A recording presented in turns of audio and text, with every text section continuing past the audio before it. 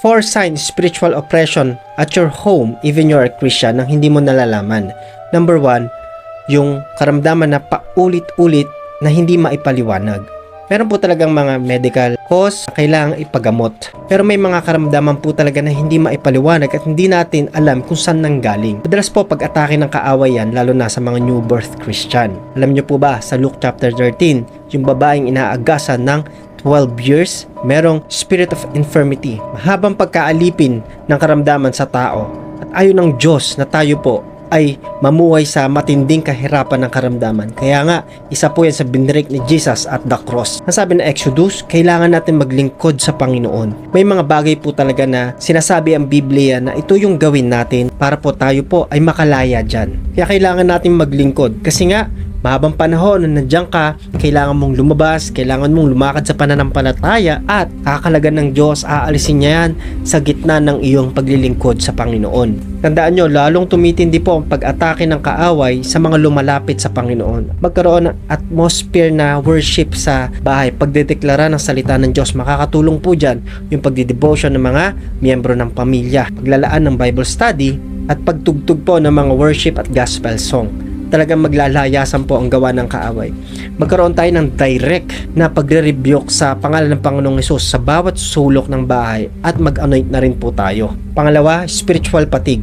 Buruin mo, kompleto yung tulog mo, pero pagising mo, pagod na pagod ka. May bigat, may katamaran sa pagpipray, may kawalan ng gana sa mga gawain ng Panginoon. Tulad na lang pagbabasa ng Biblia, pagka-fasting, pag-i-involve sa gawain, sa ministry, talagang nawawalan ka po ng gana, para kang nauupos na hindi mo maunawaan. Ang totoo niyan kapatid, sabi ng Daniel, yan po ay gawa ng kaaway. Papahinain niya ang mga anak ng Diyos. Demonic oppression po yan. Di ka man niya mapahina in physical, papahinain niya spiritual desire mo sa Panginoon. May spiritual heaviness na hindi namamalayan. Kaya ang dapat gawin, bago tayo matulog, may pag-atake ng kaaway dyan. Baka natutulog ka na meron kang galit, meron kang inis, meron kang unforgiveness. Kailangan mapuno muna tayo ng protection ng Diyos at kailangan nating manalangin bago matulog. Alam yan ng mga matatagal na Kristiyano pero nagiging complacent tayo. Kaya pagising natin, bagbag tayo, pagod, kahit kumpleto ang tulog. Iwasan din natin manood ng mga content na may karahasan, merong kalaswaan, pag-overthink. Kasi nga po gawa ng kaaway po yan na tayo po ay mangamba. Pagising po natin, magbigay po tayo ng maiksing panalangin. Magbigay rin po tayo ng maiksing pagbabasa ng Biblia. At agahan po natin, huwag pong tanghali. Mga 4 a.m., 5 a.m. hanggat kaya po. Pangatlo, palaging may alitan at sigawan po sa loob ng tahanan. Simpleng pag-uusap lang pero nauuwi po sa sakitan ng mga salita, makakapagmurahan, mga may asawa, may mga anak, tamang nagsasalita lang o tamang nagbibigay ng payo pero naiirita na. May tensyon, iritado na, at walang pagkakaunawaan at pagkakaintindihan. Akala natin normal yan, pero demonic oppression po yan. Ang sabi ng Ephesians, huwag natin bigyan ng daan ng dyablo sa ating buhay. Kasi ang galit ay hindi nagbubunga ng maganda sa mga anak ng Diyos. Tandaan mo kapatid, ang dyablo, mahilig po yan sa dibisyon. Kaya pag may galit sa loob ng tahanan, napuputol po ang kapayapaan at nagiging pintuan po yan sa mas maraming problema. Kailangan natin gawin, hindi lang basta manalangin. Kailangan ma-address yan.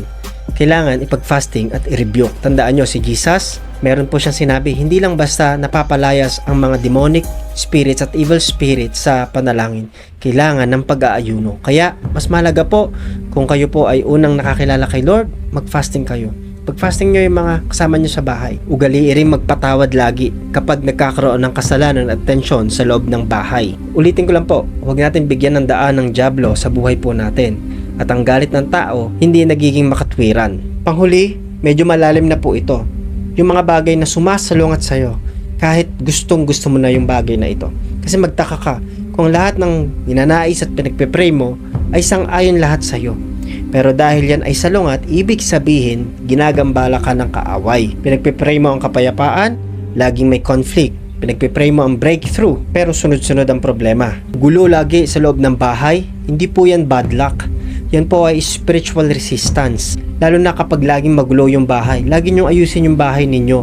Kasi walang Kristiyano na hindi nag-aayos at nag-i-improve ng mga tahanan. Idikit natin, ipaskil natin ang salita ng Diyos sa bawat dingding, sa bawat pintuan po natin para may spiritual declaration. Lalo kasing tumitindi yung gawa ng kaaway kapag merong gustong gawin ng Diyos sa buhay mo. Kaya Kung sa tingin mo parang kabaliktaran, gusto mo ng kaligayahan pero matinding problema ang dumadating, ibig sabihin may pag-atake ng kaaway. Ang kailangan natin gawin, total surrender sa Panginoong Hesukristo. Instead na feng shui, lucky charms, at kung ano-anong bagay na hindi galing sa Panginoon, ang ilagay natin sa tahanan natin, mas maganda po yung mismong Word of God ang ilagay natin dyan.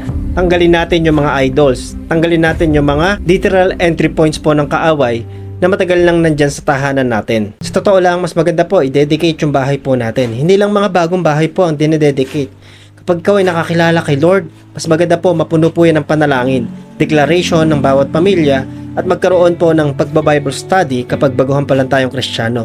At kapag tayo ay matagal ng Kristiyano, maunawaan po natin mga kapatid na palagian tayong mag-rebuke, tayo ay mag-anoint, at punuin natin ng presence ng Lord ang tahanan natin. Mawawala po kahit mga masasamang panaginip ng mga bata, kahit ng mga matatanda, at mawawala yung mga hindi maipaliwanag na karamdaman at kaguluhan sa loob ng tahanan.